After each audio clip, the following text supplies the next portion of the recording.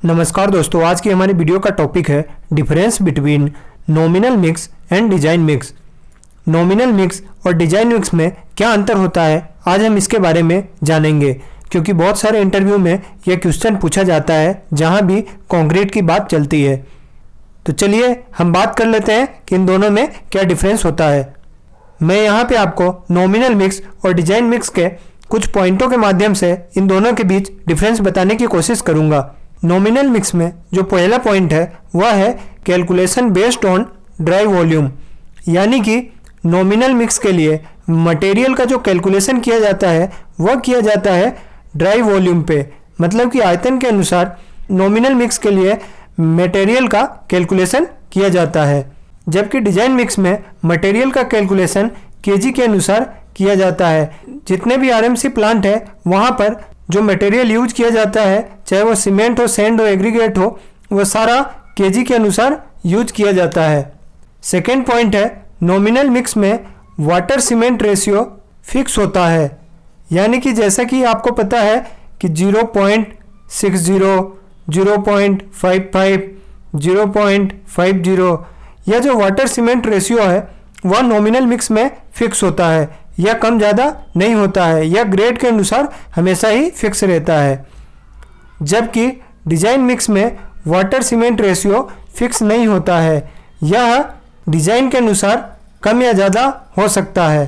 तीसरा पॉइंट है nominal mix में मिक्स रेशियो, जो कंक्रीट का मिक्स रेशियो होता है वह हमेशा फिक्स रहता है। जैसे कि M5 कंक्रीट के लिए मिक्स रेशियो होगा 1:5:10, यानी कि M5 कंक्रीट के लिए यह हमेशा फिक्स रहेगा।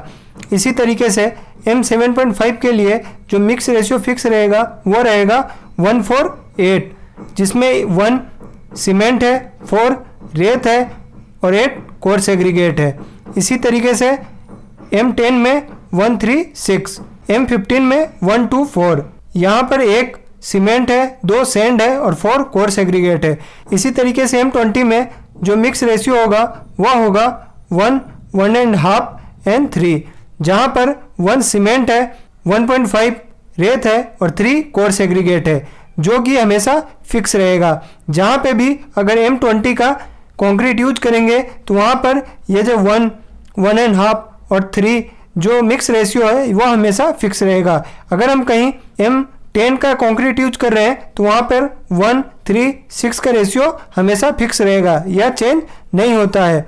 जबकि डिजाइन मिक्स में मिक्स रेशियो फिक्स नहीं होता है, यह जब लैब में डिजाइन किया जाता है उसके अनुसार फिक्स होता है कि कौन सा मटेरियल कितना लेना है। नॉमिनल मिक्स में वाटर कैलकुलेशन जो होता है वह सीमेंट क्वांटिटी पे बेस्ड होता है, यानी कि सीमेंट की मात्रा के अनुसार वाटर की क्वांटिटी रहती है, जबकि डिजाइन मिक्स में वाटर कैलकुलेशन कोर्स एग्रीगेट पे बेस्ड होता है, यानी कि जो हम कोर्स एग्रीगेट यूज करते हैं उसके अनुसार वाटर की कैलकुलेशन की जाती है।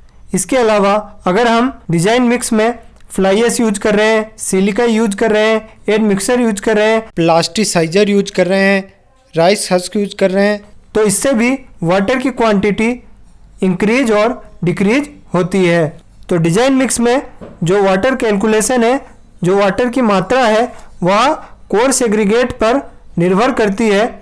इसके अलावा यह जो फ्लाई ऐश है, सिलिका है, इनके अनुसार भी वाटर कम या ज़्यादा हो सकता है। तो इन 4 पॉइंट के अनुसार मैंने आपको समझाने की कोशिश की है कि नॉमिनल मिक्स और डिजाइन मिक्स में क्या अंतर होता है।